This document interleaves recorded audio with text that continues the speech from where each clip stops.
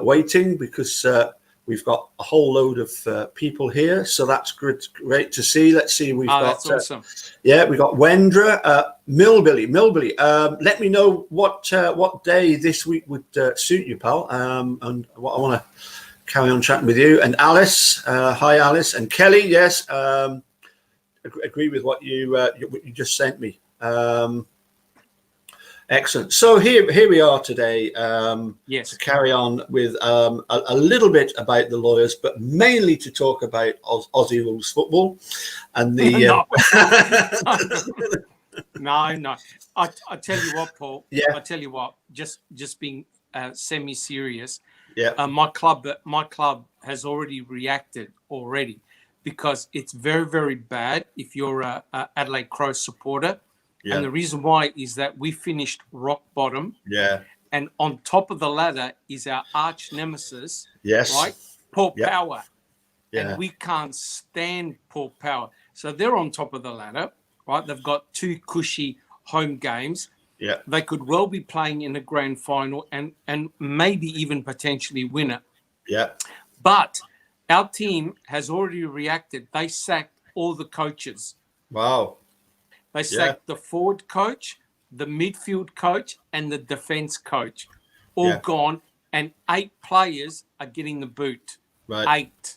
Wow. So, for a team like us, who's very proud to finish rock bottom, but to tell you the truth, we needed it. We needed that sort of like reality check, and oh boy, we certainly got it. Yeah. Hi, I'm just noticed somebody's come through the door. Hi, who's there? Hello? The missus has arrived back early. Oh, no. Hopefully it's not Ken Kratz. I'll tell you, she won't be amused because I'm parked in the wrong space. Yeah. Oh. Well, because I assumed that she was going to be away, so I just parked in the driveway rather than on the side bit. But so if I see a rolling pin fly through the screen,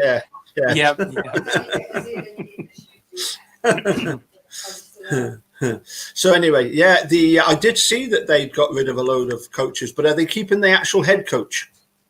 Yes, you can't blame Matthew Nicks. No. He tried his best, but it was really suboptimal conditions because with COVID-19, as you know, the players couldn't train as a group. They had to break it down into smaller groups of 8. So the 3 major areas on the field, the players couldn't work together. So it was a freaking disaster. But the last 5 to 6 weeks, we showed some heart. We won 3 out of 4 games. I think next year should be better. And, hopefully things will be better for Stephen Avery and Brendan Dassey as well. So fingers crossed. Fingers crossed. Yeah. Interesting there, though.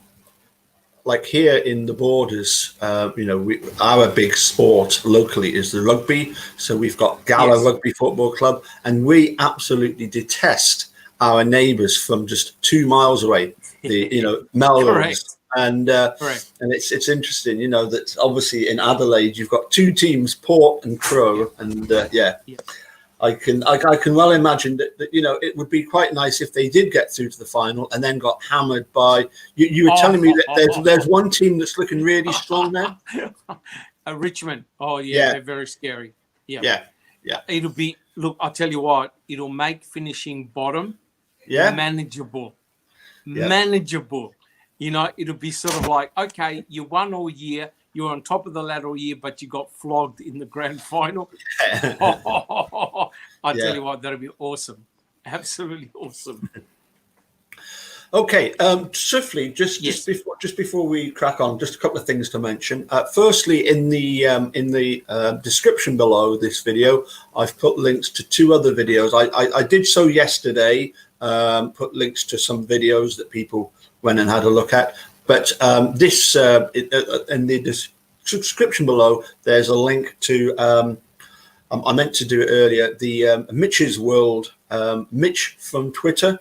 There's the link to his videos, so if people want to go along and subscribe to him and watch his stuff, and also she's in the chat here, Kellie Cowles. There's the link to her jigsaw.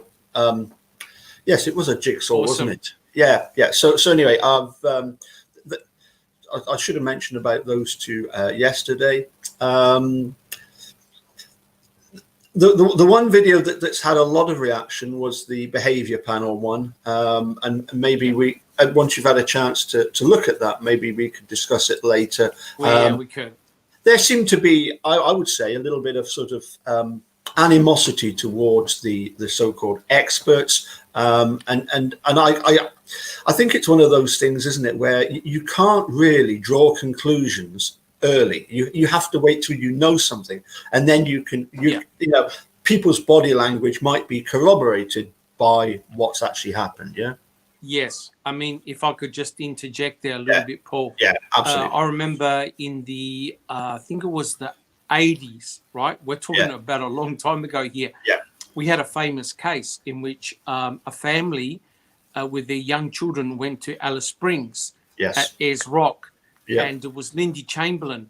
Yep. And what had happened was a dingo came into the tent, because there were plenty of dingoes, wild dogs, around that area, and snatched her baby and took it away. And they couldn't find the dingo or the baby. That's right. And straight away, it was a media war. It was a media blitz. This lady is guilty. Why? And they kept on asking why. Oh, she didn't react like a mother who had just lost a newborn baby. And it's sort of like exactly with Stephen Avery. Well, how did Stephen react? How did Brendan react? They're guilty because of certain cues. And then in Lindy Chamberlain's case, it turned out that the forensics were all garbage, right? They were all wrong. And they found the baby's jumpsuit, and it had dog marks all along the collar. So the baby actually was snatched by a dingo. And she was let out. She went to prison, right? And there were 2 coronial inquiries, and I believe 30 years later, the whole state apologized, you know. The damage was done. Oh, yes. Right? Exactly what's happening with Stephen and Brendan, as well as many other people in prison wrongfully convicted who have been in prison for 20, 30, 40 years. You know, the apology comes, but your life is gone. You know? And so that's why you have to be very careful with these so-called experts who can read body language. I mean, you know, people react differently, and you have to show caution, for sure. I mean, that's, as you say, Linda Chamberlain, very good example. She was not only exonerated but well compensated to the tune of several million, I believe, and quite rightly so. But you see, the reality is, Paul, there are people who still believe she's guilty. Exactly the same people who think that Stephen Avery is guilty of the sexual assault of Penny Bernstein, even though he got exonerated. You ask the head honchos at the MTSO, and all of them will say, he's guilty. The latest one I heard was he actually was working with Gregory Allen to attack. Right? They're working together. So of course he has to be guilty. So, And also Dr. West said the same thing with those African-American men that were in prison. He said, maybe they didn't bite the person. No. Maybe they didn't rape the person, but they bit them. And you think to yourself, oh my God, he couldn't even have the decency to say, I was wrong, right? That's precisely what's happened with the MTSO in the Lindy Chamberlain case and the bite mark analysis. People just can't say, I'm sorry, I made a mistake. And that has huge consequences. Oh, yeah. I mean, as you say, it's in the Lindy Chamberlain case, you know, people are actually making jokes about it. You know, there was a joke about it on, for example, The Simpsons, you know. But also another good example would be Mike Peterson. Again, just because of his reaction, because he tried to stay calm in interviews, you know, all of a sudden, you know, that's them, you know, or they must be guilty. And yet Yes. on the other hand, when you look at some of the crimes in the UK where people have gone on camera and they're actually guilty, and they're Yes. and they're saying how horrible this is, and they're crying and everything, and in actual fact, people end up thinking, oh, they're clearly upset. Yes, they're upset, but only at the thought that they might get caught. Correct. And at the end of the day, people are all different, and people react differently. Absolutely. And, with Lindy Chamberlain's case, had she been, say, a European woman, right, and just threw herself to the ground, screamed at the top of her lungs, cried, went hysterical, everyone would have said, not guilty, right? Yeah. But because she maintained her integrity and kept her composure, she's hiding something, just like Paul Brendan, right? Yeah. Who was completely clueless to what was going on. And they kept on saying, he's hiding something. Right? Oh, yeah. So it's the way we look at other people and the way we interpret their signs, the way they behave. Yep. That's a very dangerous area to get into, in my opinion. Yeah. I mean, the other classic one for the UK, of course, not so classic, was one that seems to have recently been sort of put to bed, Madeleine McCann, with the German tourist. Apparently, he probably did abduct her. And again, you got these two professionals, because they're doctors. Yes. Trying to remain calm when it all happened. Correct. And people think there's a callousness about them, like they're cold people, Correct. And the reality is everyone behaves differently. Exactly.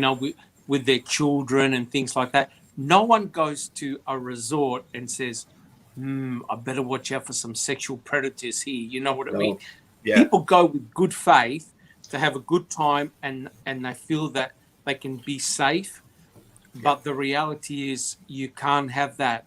You can't have that notion.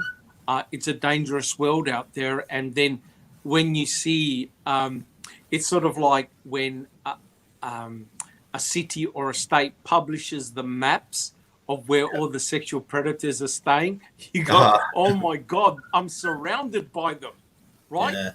Right? But the McCanns had no idea. That German guy was living close by. Yeah. He was living close by. And, had they known that, well, maybe things could have turned out different. But again, like we're talking about today, our hindsight is always 20/20. Absolutely. But you're right, it is. And also the culture of the Portuguese versus the culture of the English and the way they do police investigations is completely different. Completely different. Yeah. Now, talking about the tragedy. Oh, absolutely. Talking about scary places, do you ever want to go to Manitowoc? No. Let me show you something. No, I want to go to Manitowoc. Let me show you this, because one thing we do like is we like a good photograph, don't we? So first up, here's first picture. Oh, let's go to the courthouse. There we go. There's the courthouse. Okay. Yep. I've stood on the steps there. I've driven around the block a few times, because you just go around the block, and you come back round and you park in the car park there, So that's the courthouse. And of course, during the rally in 2018, on the Sunday, I got a message from the dude saying, calling me dude, because that's what he did all the time as well. Was, dude, you have to come to Manitowoc next year, and we're going to go and have a tour of the Budweiser factory, which we didn't actually do, But basically, from the courthouse, he is looking opposite. The courthouse pub is sort of to the right hand side in this direction here. There's the factory. And there's a place on the corner. You turn left here, and you follow that road along. You go over the bridge. On the other side is the Baymont Hotel, where we stayed for one night, and we had the after rally party, the first of the after rally parties, and there's this shop here, you know, and if Yeah. you look carefully, here is a close up of the shop. You can clearly see two Oh, no. swastikas. Yeah, Oh God. yeah, Right in the heart of the German community. yep, yep, Oh yep, no. yep, yep.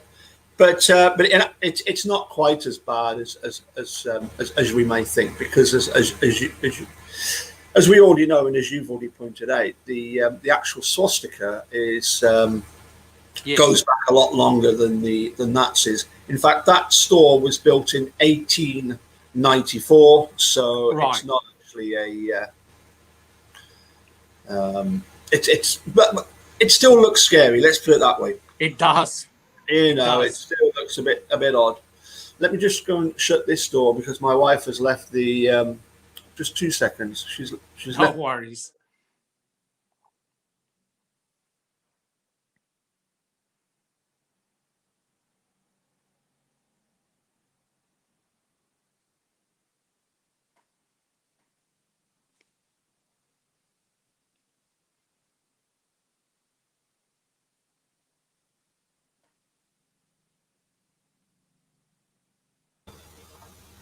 So I think that's everything that I wanted to go through on Awesome. that. So let's get on to a our next look at the lawyers. And so Yes. we've looked at Glyn and Kelly. We've looked at Strang and Buting. I suppose really all that's left is to look at Kathleen Zellner, Drizzen, and Nyrider. Is there anything that you think that even Kathleen Zellner, with the benefit of hindsight, would look back and say, maybe I should have done that differently? I'm thinking particularly about the conversations with Tom Fallon over the scheduling. Yes. Yes. But I think before we go on with Kathleen Zellner, Yeah. there's just a little bit of things that I just want to tidy Oh, up with Strang sure. and Buting. Yeah, absolutely. If I can, Paul. Sure. And also just a shameful plug for Foul Play at Oh, the absolutely. moment, where my team is doing the readings Yeah. of the trial. Yeah. And today, so we've got different people, different characters who are doing the readings. So and today was a really important one. It was Tom Fassbender on the stand. Yeah. And I tell you what, you just wanted to get into that courthouse and punch him, because he was directly lying, in court and just trying to trivialize everything. Yeah. And so it's definitely worth checking out his testimony, because as you know, he was a chief investigator. Oh, yeah. But going back, if I can, Paul, Yeah, sure. with Strang and Buting, I now have a much better appreciation of the issues that they faced. Oh, yes. I believe that they really did do a very good job, but they made a couple of fatal mistakes, which I'll talk about in a sec, if I can. Oh, yeah, sure. I believe that their backs were against the wall from day one. And by that, I mean with Peterson and also with Ken Kratz doing the press conferences on March the 1st, and then the very damaging one on March the 2nd. It really destroyed a lot of things for the defense team, because they were now coming into a very hostile environment, whereby Ken Kratz and the sheriff basically poisoned the jury pool. Yeah. So now the impression very much amongst the Manitowoc community was that both Stephen and Brendan had committed this horrendous murder on this beautiful, innocent 25-year-old photographer. And even Strang said, how are you going to unring this bell? Absolutely. And you can't, right? Because you've now got a tremendous amount of bias. But furthermore, what is very disturbing from the reading today was that every time Strang or Buting came very close to potentially naming a third party, right? As in, hey, judge, there's somebody else we got in mind here. Ken Kratz straight away, or Tom Fallon straight away. Judge, Your Honor, this particular rule. So, in other words, they basically handcuffed the defense. And what basically they were doing was putting him in a box, and they could only go in certain directions, and they could only go so far in the questioning, right? Because any time that Kratz felt or Fallon felt there was an inappropriate question, straight away they would object, right? Strang and Buting objected, but nowhere near the same veracity as Kratz and Fallon. They knew the local laws, right? And they were manipulating the judge, right? And every time something contentious came up, Paul, Kratz goes, Judge, I want the jury out. I want this to be heard in the absence of the jury. So, see, in effect, he was allowed to contaminate the jury pool, right, with his press conferences. But in court, he didn't want the defense to do the same, potentially do the same. To hear damaging testimony. That's why he said, Judge, I want the jury out. So I think I've got a much more found respect for them, although they committed a couple of fatal mistakes, which I like to talk about if that's possible. Yeah, and one of the things that struck me as well is that look, I remember going to court on a case that wasn't involving me, but I was there as support, and the guy was brought out of the cells. He got on the witness stand and lied consistently.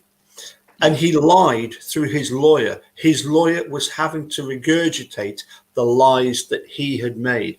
And this reflects badly on defense lawyers, doesn't it? Because a lot of people think, if it's got to court, it's because they're guilty. And all the defense lawyers are there to do is to just try and put a spanner in the works of justice and trying to get somebody a really nasty person, trying all the dirty tricks that they've got to try and get somebody out. But that is totally the opposite in this case. Correct. And as we're discovering in so many wrongful convictions, it really is the defense lawyers that are coming out as the heroes. And quite rightly, your Kratzes, your Kratz, your Hardings, your Worthers, all the other prosecutors are quite rightly coming out as the villains. Who was that woman in the Central Park 5? What was her name again? Oh, yes. I forgot. She had book deals all cancelled, didn't she? Quite right. She was the female equivalent of Ken Kratz. Absolutely. Who kept on coming up with all these bizarre situations. The boys were guilty, and when the guy confessed in prison, she goes, "Oh yeah. He was the main rapist, but then the other 5 came and raped her anyway." And you're thinking to yourself, if people think like this, people have got no hope and got no chance, because common sense flies out the window. And Ken Kratz has done the same, right? He's changing his theories all the time. As Kathleen Zellner is debunking the state's case, Ken Kratz keeps on backtracking and says, "Oh yeah. The murder didn't take place there. It took place over here. Oh, yeah, the bullet never struck her skull. It did this." So they can never admit that they're wrong, because otherwise their case will fall apart. Just one point. I don't recall. Well, clearly you do recall. It was indeed the fasting. So I don't know why you call yourself I don't recall, because you've done very well there. Thank you. Yes. And to see that film, I think it was on Netflix. On the Central Park 5, it is terrifying, because for the first time I was able to envisage what poor Brendan actually went through with the Reed technique, the way he was set up, and the way the investigators were lying to all the boys and setting one up against the other, saying, "Oh, that guy in the other room saying you did it." And so if you don't defend yourself, then you're going to take all the fall. And it's and it just snowballed. Yeah. Right? It really snowballed. And that's precisely what Fassbender and Uyghur did to Brendan. Yeah. And it was a shocking thing to see. Oh, yeah. Particularly when the one father came in, and apparently the son has never really forgiven him for saying, That's right. To a certain extent, I think the father was right. You could end up in some serious mess here unless you agree with what they're saying, because this thing happens far too often to people. They get railroaded. Yes. And the idea obviously was to get these confessions, and the dad saying, just confess to it, just do whatever they say, because you could be the one that could cut the deal, whereby you only get like a couple of years or something. Yeah. But yeah, Paul, that, sorry for cutting in, Paul, that's precisely what they tried to do with Brendan. Right? Absolutely. Yeah. So you got Kaczynski, you got O'Kelly, you've got the investigators, and you got Ken Kratz, and all of them were in cahoots, and they had a very clear plan, and that was to convince Brendan to say, admit that you had committed this crime, right? Admit, go against your uncle, give us an A4 page of all the things you did. We'll give it to the judge, right? Stephen will get life in prison. We'll get you a plea deal. You're out in 20 or whatever it was, right? So they were doing precisely that. They wanted a plea bargain deal to cut a bit of slack for Brendan, right? He had to pay the price for participating, but it was Stephen who was the evil incarnate person. So therefore they went in with a plan. Now, have you ever seen whereby your own defense attorney is actually working for the state? Well, right? The funny thing is, we are seeing that more and more often, aren't we? It's, sometimes you wonder if it's almost like a sensible tactical thing, saying you're best to just cut your losses. But then in this regard, to do it in order to do it to deliberately frame a clearly innocent person. Correct. And, to then, sort of for Brendan to be washed up in all of this, it's correct. He was a mere pawn in the game, in a very, very sick game. And I saw a documentary where they were looking at the American judicial system. I think it was in New York, and they had a judge, and the courtroom was full of people, and there was a line outside, right? And the judge basically was hearing case after case, and the judge said to the suspect or the person in front of it, she goes, "We can do it two ways. You either cut a deal, I'll give you 5 years, or you can go to full trial and I'll give you 30 to life." Yeah. The guy said, so even though he was innocent, he thought, jeepers, if they railroad me, I'm in prison for life. So you've got all these guys and women, of course, going to prison for something they never did, or their crimes were trivial, but because the court system is completely clogged up, right? To expedite, they're going, we'll do a plea deal, right? So all these guys are in prison, completely innocent. And Paul, once you're in, you're going to need 15 to 20 years before your case is heard again. That's a scary bit. Yeah, I actually thought you were alluding to the documentary Time, the Khalif Browder story, because that's exactly what happened to Khalif. But he didn't give in. He didn't give in. He's like Steve. Yes, that to me was horrific. The poor boy ended up killing himself, committing suicide, because it destroyed his soul. Right? He could you imagine, right? Him and his friend were walking home at night time. Yeah. And a police car stops up and says, "Right, you've been accused of stealing a backpack." And they go, What? And because the court system was so jam-packed, the judge goes, "Well, we can't hear your case. You're going to Rikers Island." Rikers Island. Yeah. Right? Where all the hardcore prisoners go. It's a real nasty place, right? Yeah. And so this poor boy spent, I think it was several years in solitary confinement. because he was labeled as aggressive. They're the ones, the guards were the ones beating him up. They had it all on video. Yeah. The guards were beating him up.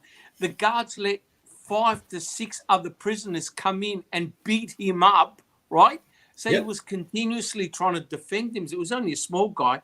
He ended up spending a huge amount of time in solitary confinement. In the end, when his case kept on being delayed, in the end, the person who made the accusation of a $20 or whatever backpack, right? Yeah. Right? He fled. And so there was no defendant. So they said, case dismissed. Yeah. And they just let him out the front gate. So see ya. Yeah. And this guy just completely fell apart because he said, Mum, I'm innocent. I never did a damn thing. Right? Yeah. And it destroyed him, destroyed his soul. And in the end, he couldn't handle it anymore. Yeah. He took his life because the things that he saw and were done to him, come on. Yeah. But that's the American judicial system. They send a young kid to Rikers Island. Yeah. And in fact, one of the main problems was that he didn't have the money to post bail. That's correct. That kept him out. That's correct. As a result of his wrongful incarceration for all those years, without ever they bringing his case to trial, he actually sued. And this is the interesting thing about Kalief Browder. They sued, the New York City posthumously, and were successful. Yes. And you often hear people say, that, when Kenneth Peterson says it would have been easier to have killed Steve than frame him. Not true, because his lawsuit, his civil suit, would have carried on even if he was killed. But of course, the embarrassment to Manitowoc, if a defendant that's suing them for $36 million suddenly wound up dead. Nah, that would be too embarrassing, even for those guys. Correct. Yeah. And that's exactly what they did to Stephen by increasing his bail money. Yeah. Right. Their whole idea, they had a plan. Yeah. Their plan was to isolate Stephen and to put him in prison immediately. Right. Yeah. Absolutely. Remember that famous press conference? Yes. Where they actually asked, "Where's Stephen?" I don't know. Where's he being kept? I don't know. Has he contacted his lawyer?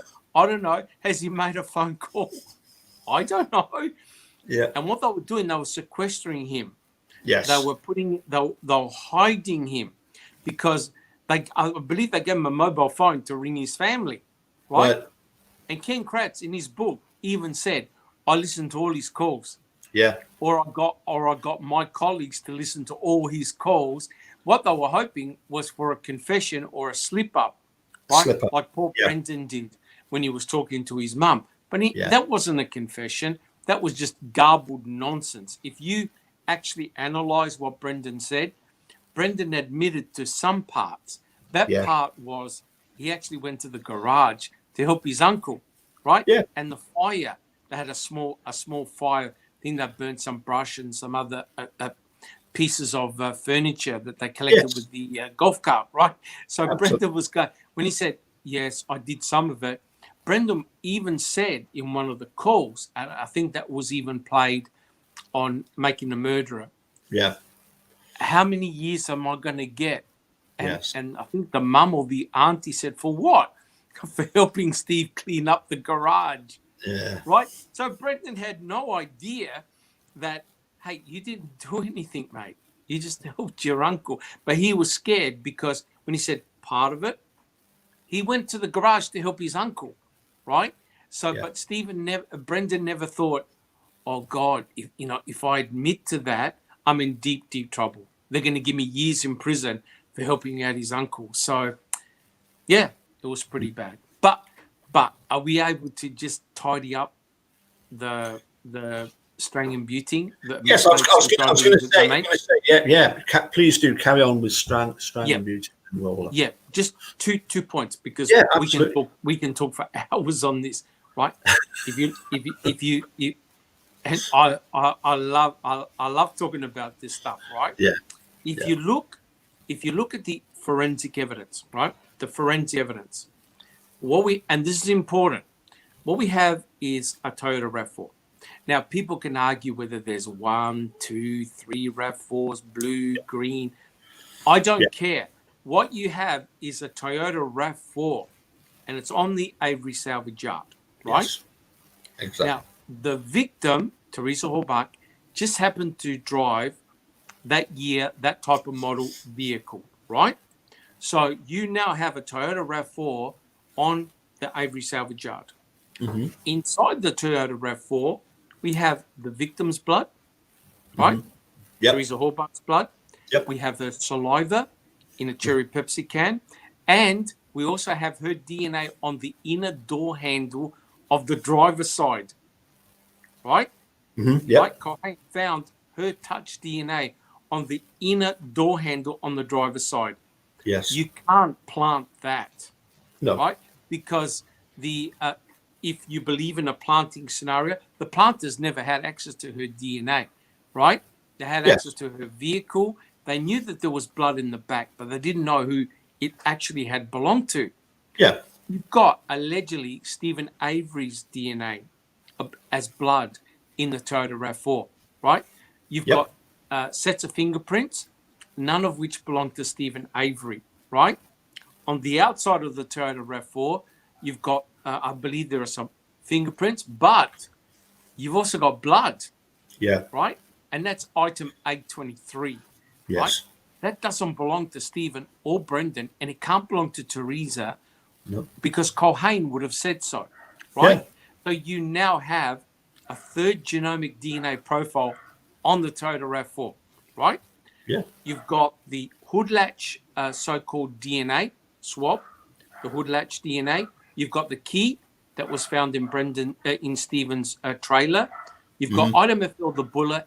You've got the cremains, and you've got the license plates, right? Absolutely. So therefore, let's forget about testimony because people can make mistakes, people can lie. You look what Kathleen Zellner did, right? Oh, yeah. Kathleen Zellner's approach is, okay, you got forensic evidence. I'm going to dismantle the state's case. Yep. Unfortunately, Strang and Buting couldn't do it to the same degree that Kathleen Zellner has. Two things. One, their planting scenario was all wrong. And in actual fact, Paul, it made the state look really good. And it made Stephen and his defense team look really stupid and bad, right? I'll tell you the mistake they made. Can I expand a little bit? Yeah. Absolutely. The mistake they made was they made the planting specific. Yes. Right? Yeah. They said the blood that was in the Toyota RAV4 came from a 1996 blood vial. Yes. Right? Believe it or not, they didn't even know about that blood vial because when they discovered it, right, Norm Garn goes, oh my God, this now changes everything, right? Even he was surprised. Even we get when they looked at the blood vial, when they opened up the case, they go, oh shit, there really is a blood vial. Now we're in deep trouble, right? So hence they did the EDTA testing, which is garbage science anyway. One, they made the blood planting scenario too specific. The biggest mistake they made was they named two detectives. They named Colburn and Lenk, right? So therefore, Ken Kratz put on this huge song and dance that said, how dare you name these hardworking, God-fearing, law enforcement officers who protect the citizens of Manitowoc. And that made him very angry. It also made Fallon very angry. And the jury are probably thinking, oh my God, if we blame the cops for murdering Teresa Horbach, we're all going to live in fear, right? The cops are now planting evidence. Even though the defense team said, we never said the police killed Teresa Horbach. We said they were involved in part of the planting, right? So you go on the stand, right? And Ken Kratz goes directly to Lenk and Colbert. Did you plant anything? No. There you go. Gone. Yes. Yeah. Gone. No, sir. Never. Yeah. That's the most ridiculous thing I've ever heard in my life. Now, he could be lying or he could be telling the truth, right? And the judge is thinking, come on, guys, you got to do a little bit better than that. So the mistake, Paul, I believe, is that they made it too specific. What they should have said was a source of Stephen's blood was used to plant by a third unknown party, right? Yes. Yes. And the judge might say, now, come on now, what motive would this person have? Right? And all they have to do is point to Stephen Avery and say, here's the motive, because he's got all of them in a civil lawsuit that's going to tear apart the place, right? So you have an extremely strong motive, right? Yeah. And you're being non-specific, right? You're just saying, I believe even the judge said, that's a really good idea because Stephen's got a civil lawsuit, of course they're going to try and stop that civil lawsuit, right? So he's the judge telling the defense team, I would have tried this approach, not that approach. So by making it too general, the state was able to pull it apart, and they looked really foolish, especially when the EDTA results came back. So everyone's going, told you, no EDTA. That can't be from a vial, right? Yeah. But he never mentioned about the blood in the sink, right? So that's potentially a source of blood. The other source of blood was the Grand Dam, right? But and I know that if you're going to plant stuff, right, you need two things. And I think Kelly made a very good point. You need an item from the victim, a genuine item from the victim, and you need something to plant that belongs to the person you're trying to set up, right? Which means that if they use blood, Paul, it had to be from Stephen. Yes. Right? They can't just use random blood. They have to use blood from him. Absolutely. Right? So there are different ways you can make fake blood, but here's the problem. The person who collected the swabs was the very person who knew where the swabs came from, and she did the testing on the results, which means that once she got all her genomic DNA profiles, she was able to determine which one of those swabs were from Stephen. Yeah. Right? So all she had to do was say, see these swabs here?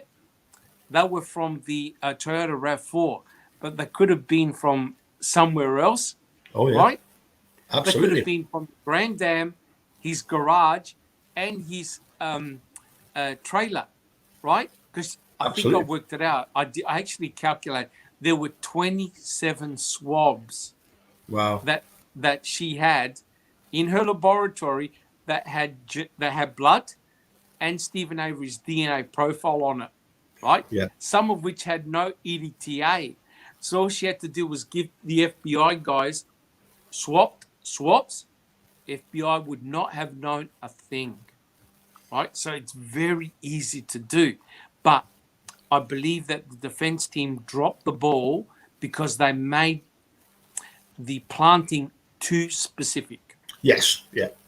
They basically, if when you look at this charlatan Michael West, when you hear people talking about him, what they're convinced by is his whole story. He presents a story that people can then go with, and as you say, by having this specific story of the blood vial, that was problematic, because the state could even if it was the blood vial that was used, we've no idea what their detection limit was, and as you've pointed out before, EDTA might not be present after many years because it just breaks down. Yeah. Yes. The other interesting thing there, though, is that when it came to Stephen Avery settling the civil suit for $400,000, which was a ridiculously low figure, and Laura Riccardi actually in one of the phone calls to him she's kind of admonishing Steve. You know, why did you settle for just a low sum? But more specifically, by doing so, you're letting Manitrock off the hook, because then you can point all the blame. All the blame was pointed at Dennis Vogel, because apparently it was Vogel's insurance that actually paid up the 400,000, and it was on the basis that he could no longer use the accusation against the sheriff's department as an excuse. And I think Laura sees pretty early on where this was heading. You know, that Manitrock were getting out of this without any problem. I think Paul, to be completely honest and frank, is that Stephen was put in a very difficult situation. Very. You see, he was in prison for 18 years. Yes. Right. And he got steamrolled because his defense team wasn't that good. Right. Whereas the state were very, very aggressive. And plus Cohen, with all her ridiculous hair evidence that got him landed in prison in the first place. Stephen Avery basically didn't have a choice. He could have stuck fast, but he got arrested. Right? He got arrested. He got arrested and accused of all these things. And at the end of the day, he had to defend himself. Right? He knew that public defenders were going to be terrible for him. Right?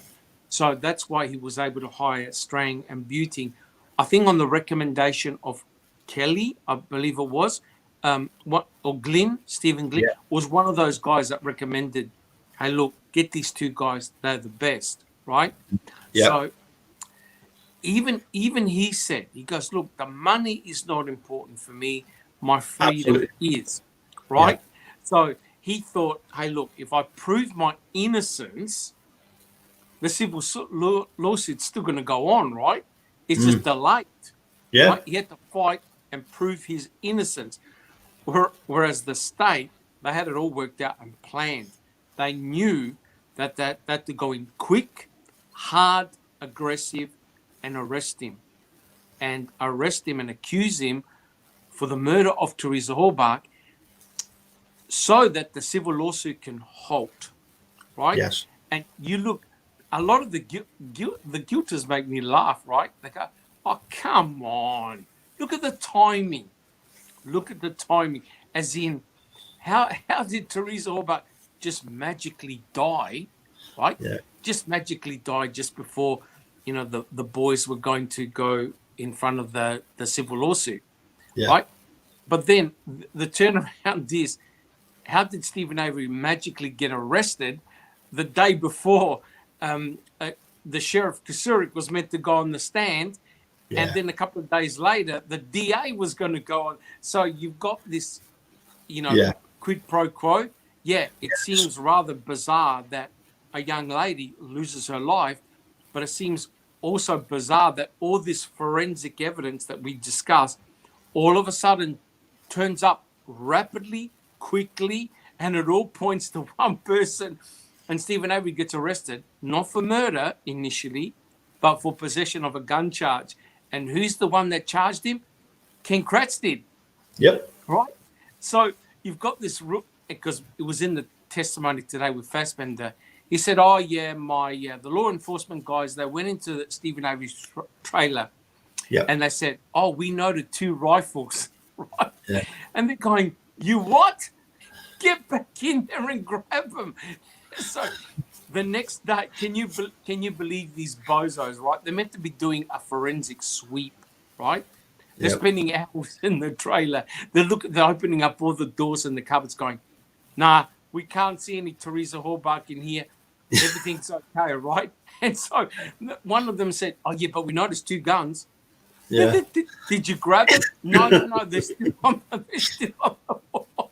So Ken Kratz is thinking, okay, we're going to arrest him for possession of a firearm because he's a felon.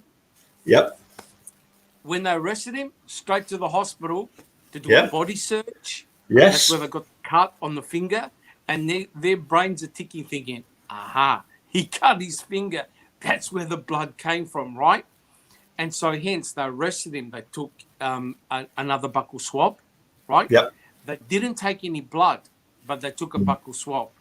Now, here's the amazing thing, which I found I did a presentation of it. There was no need to take a buccal swab. No. You know why? Because the state already had a buccal swab of him before, item W, which caused a huge amount of problems for the state, because Wiegert wrote a letter, it was Wiegert or somebody else wrote a letter saying, guys, what have we got of Stephen Avery in our deep freezer? And they had pubic hair, nail scrapings. They had the blood and the blood, but they also had item W, a buccal swab, right? Yeah. And they were not meant to have that buccal swab, right? The law back then was, if you do a DNA analysis, because they used it for his exoneration, you have to destroy the buccal swab. And it even said in the statute, you must destroy this item. So they were all scrambling like hell because Buting said, what are you doing with this buccal swab, right? And Norm Gunn goes, oh my God, now they've gone from the blood planting scenario to a swab, using swabs to plant the forensic evidence, right? And so they could have easily argued, listen, and this is the other weakness. Listen, my client, the MTSO, the same department that is being sued, has got a swab. Sharif Cohen prepared genomic DNA from my client. Yeah. He's suing the MTSO. How do you know that the lab tech didn't plant his DNA on the key, the hood latch? How do you know that? And the answer is you don't, right? And that's why this is the other mistake that the defense did. A lack of experts. Yeah. And that really hurt because, as an outlooker from the outside, if you saw the documentaries on Making a Murderer, you go, oh my God, this looks bad for Stephen, right? He's got his blood here, he's got his DNA there. Oh my God, it's bad. But then when you hear Jean Couchet, right, during the civil testimony, he goes, exactly. You can fake DNA, and the guy questioning says, do you think the DNA was faked in this case? I don't know. I don't know. And so he let the cat out of the bag, right? And then when Buting goes, Judge, Fassbender, the lead investigator, phoned the DNA lab tech and said, try to put her in his garage and house. Because if I was the judge, I would have tossed out the case because the case is tainted. Yeah. The case is, you now have no faith, right? Absolutely. If the lead investigator phones up the lead lab tech, that's the person who collected the swabs, who did the analysis, who gave the swabs to the FBI for EDTA testing, right? And she put her hand up and said, I'll take the case, right? It casts doubt. Absolutely. Right? Serious doubt. I mean, I know I joke, but you got two people in prison for life. They should not be there, right? That's how ridiculous this case is. Yeah, well, that's that. They don't have any regard for Stephen Brendan. No, is clearly what's happening there. But I just wanted to take you back to you touched on a couple of things there that were very interesting. One of them, the fact that, as you say, from a story point of view, you've got this blood in the car, the key in the bedroom, is supposedly his DNA on this, on the hood latch, and you've got Emily Matasic phoning up saying to him, well, you've got all this stuff against you, and she's almost incredulous, as if she fully expected Steve to say, Well, do you know what, Emily? Yeah. Actually, I might as well come clean with you. Yeah, clearly I did it. Yes. And she's incredulous that he doesn't just admit it to her. She seems to think Yes. that she can just reel off all this stuff, and she's going to get this tremendous scoop that Steve is going to admit to her. But the other thing that you touched on, which is very very interesting, is the fact that yes, Steve was put in a position where he had to accept that 400,000, and my mind boggles at the fact that Glyn and Kellie, if Steve had settled for between 3 and 5 million, I got an email from Michael Griesbach to say that's what that is what Steve would have probably have got. Well, if you're the lawyers representing Stephen Avery and he gets between 3 and 5 million, I believe that the commission that the lawyers get is at least 33%. Wow. You're talking between 1 and obviously 1.6 million, and they're settling for 140. They got 160,000. That's all that Glyn and Kellie got. You wonder what sort of pressures were brought to bear on them to settle. Well, look, they could have potentially ended up with zero. Yeah. Right? If they kept on fighting, no, we won't settle, and he got arrested and he got put in prison, they would have got zero.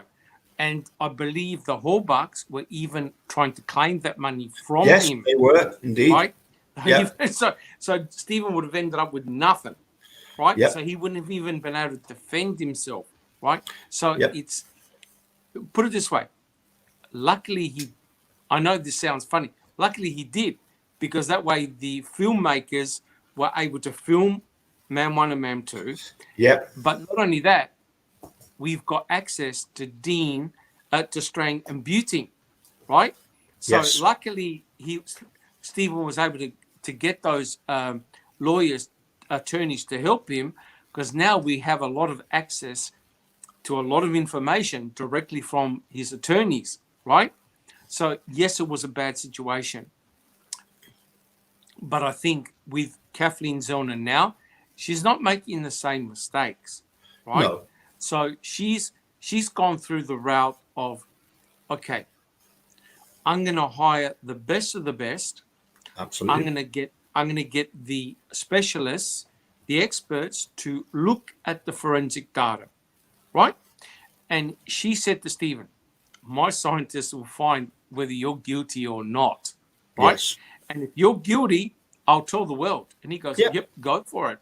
Yeah. He says, go for it. And all the forensic scientists are coming back and saying, the state's case is crap. He was set up, right? Absolutely. Now, these guys have got no vested interest. They got paid. They write their reports. If they believe that Stephen Avery was guilty, they'll say, yeah, right? But when you've got forensic evidence, people who are doctors, professors, academics, who look at the forensic data and say, this is complete garbage. And that's the problem that Stephen faced. Yep. Buting did a brilliant job. Strang did a brilliant job on Culhane and Eisenberg, respectively. But they could only go so far. Yes. Right?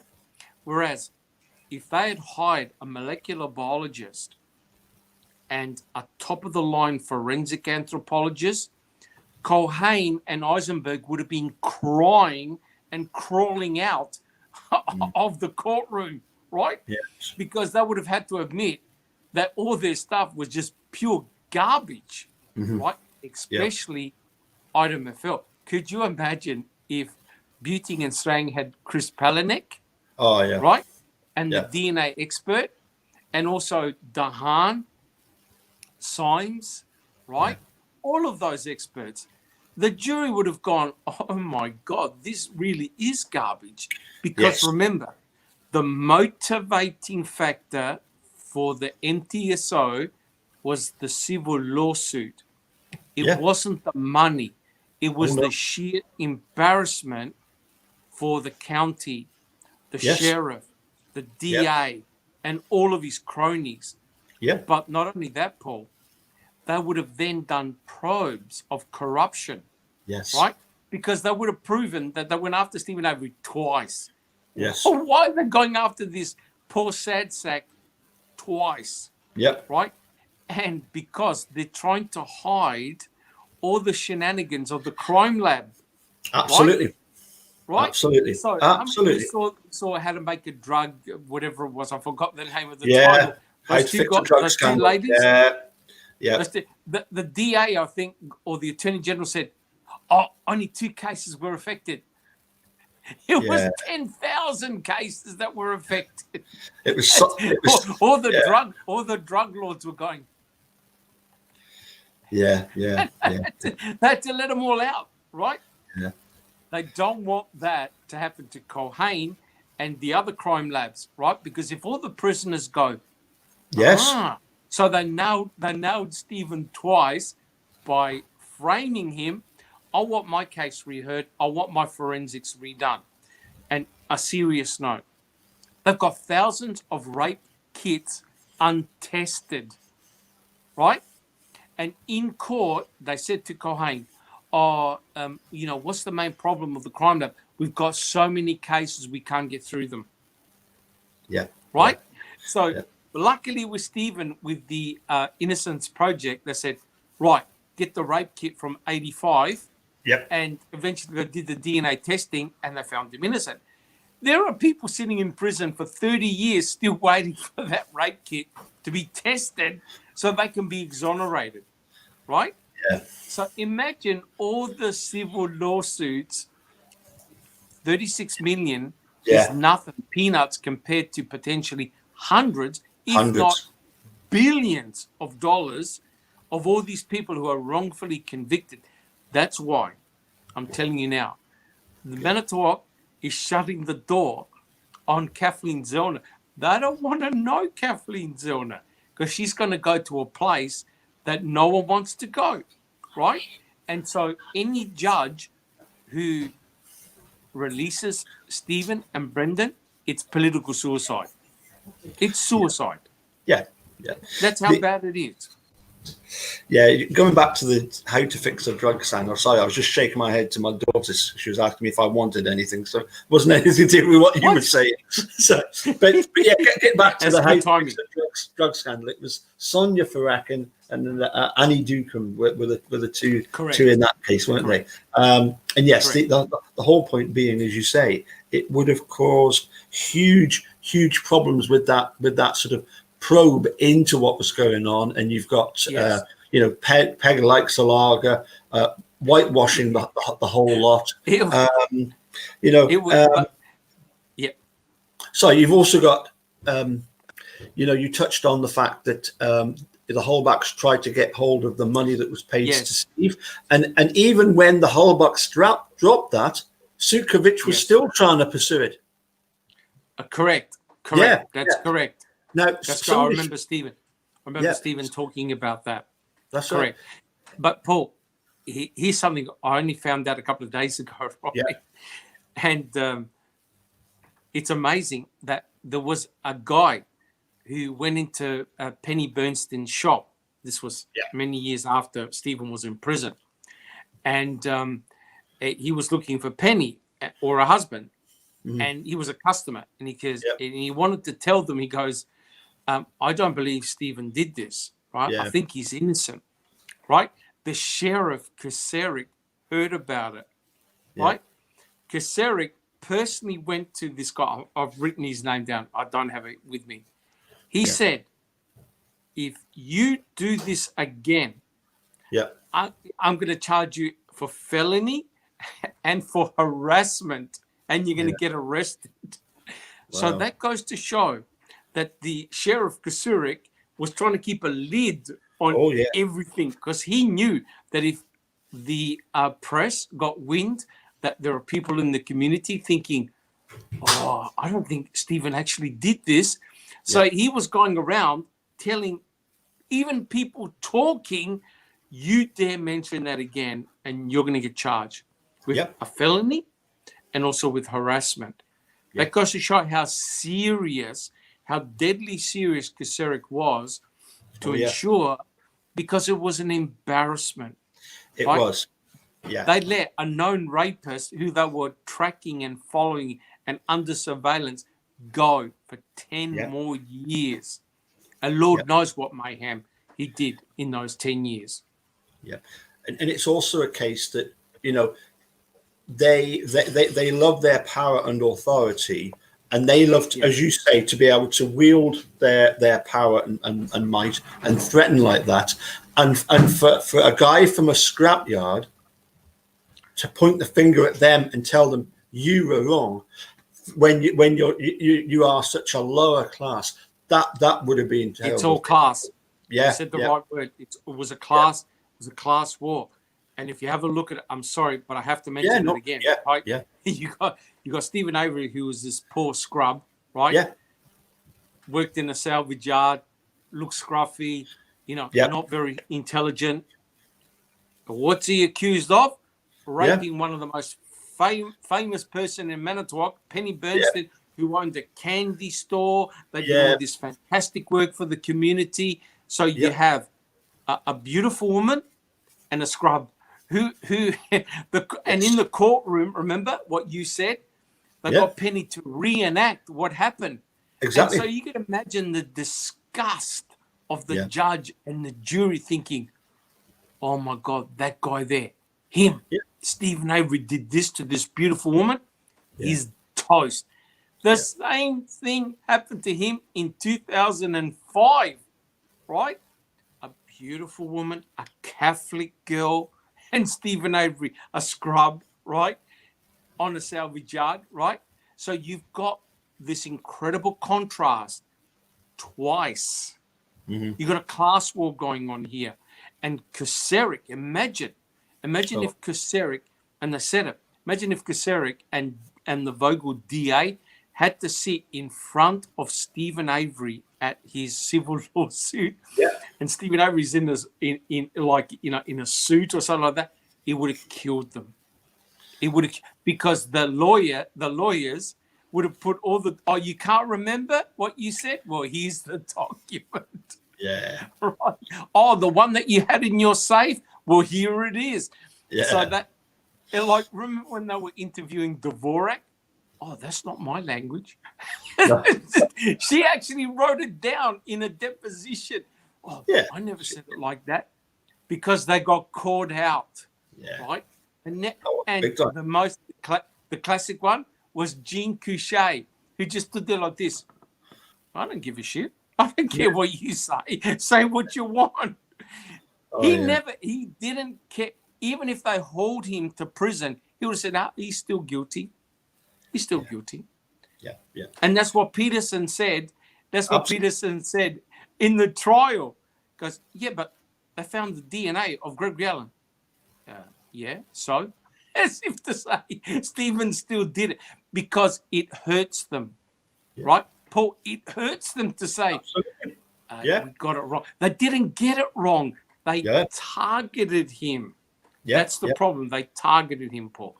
Yeah, yeah. Yes. When I had that, one of the few emails from Herman, he described the 1985 case as merely unfortunate. And I said to him, but you do realize that nobody in authority has ever apologized to him. The only person that's ever apologized to him is Penny Bernstein. You lot have never, you cannot bring yourself to do that, because obviously there would be huge financial repercussions. I was going to mention that there was a question here from Aussie. Can the jurors be interviewed about the case now? And I would say, well, I'll tell you, I know from the horse's mouth that yes, they can be, they have been, and they are waiting to tell their story. So we just have to be patient on that one. We just have to be patient. You know, there will be a time and place in the future when the jurors will get to tell their, you know, that they will tell us what happened, what they know. But now's not the time for that, unfortunately. You know, it's got to wait till. Shall we leave it there then and come back next week and have a look? further on down the line because we've still got plenty more to get through. Yeah, I've exactly. only done one. I've only done one item. Well, this is my pad of notes. I've just done one item, but I just want to say, Paul, that first of all, thank you for inviting me. But it's very refreshing, and it's also fantastic. At the moment, right?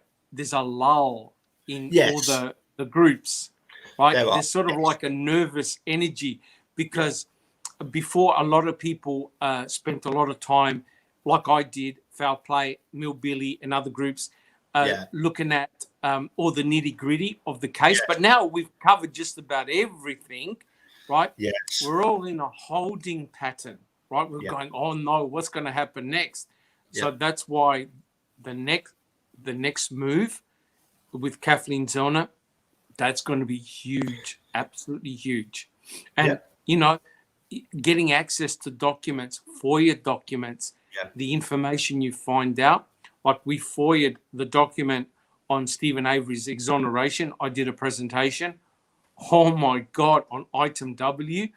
Item W, nobody wanted to talk about item W. They go, no, we don't want to know about it. Now I know why. They never should have had item W in the first place, right?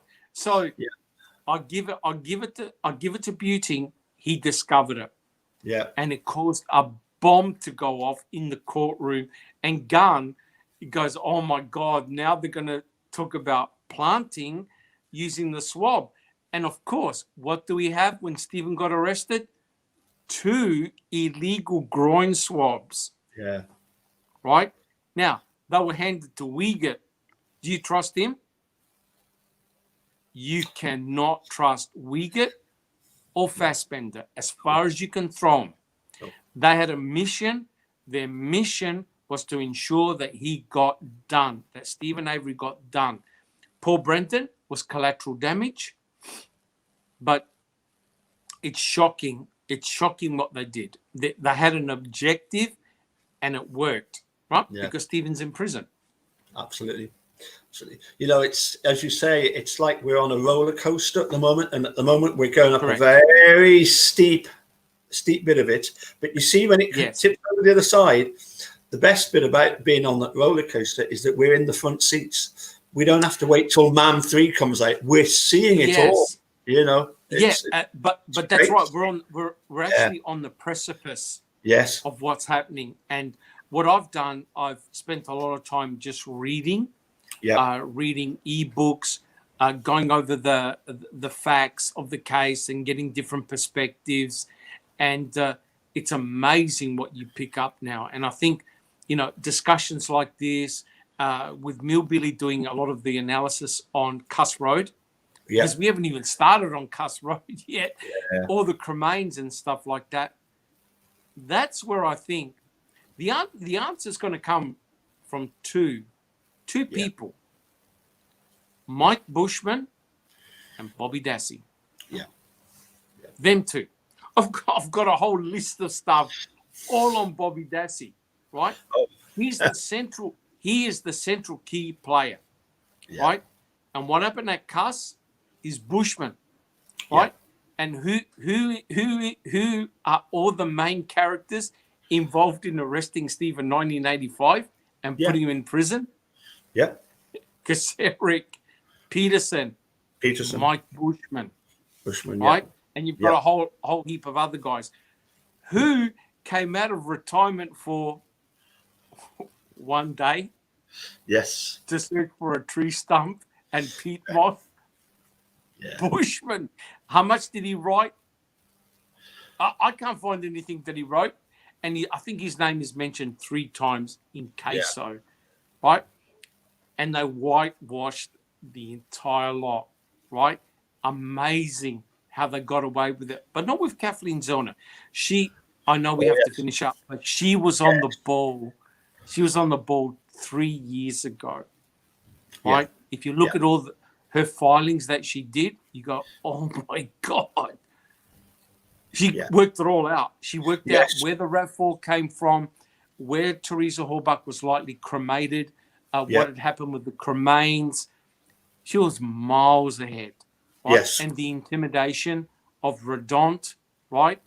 By the law enforcement guys who were making him go, yeah, the fire was higher and higher and higher. Yeah. Right? It's all there. Yeah. Amazing. Absolutely. Yeah, and you're right, Paul. We're right at the precipice. We've all caught up. We're right at the precipice of some big stuff. Yeah, absolutely. Okay, well, I'm going to thank everybody that came along and joined in, and we'll shall we say either Monday or Tuesday next be good. week? Next Monday, Monday should be good. Yeah, next Monday should be good. Yesterday I couldn't do it, Paul. My vision wasn't too good, but yeah, it's good. I like these casual sessions.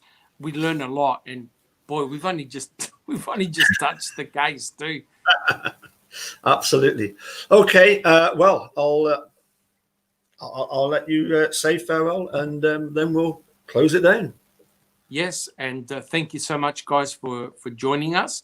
And I'd like to say hi to my team, my Foul Play team, Mill Billy, Linda Kay, all those guys.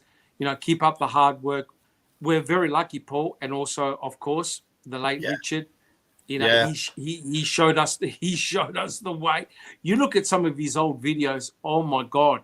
Yeah. He was so far ahead of everyone. It was amazing, and we're very lucky. We have a record of all his hard work that he's done, and we must never forget that. Oh no. We must never forget his good work. Yeah, gone but never forgotten. Absolutely.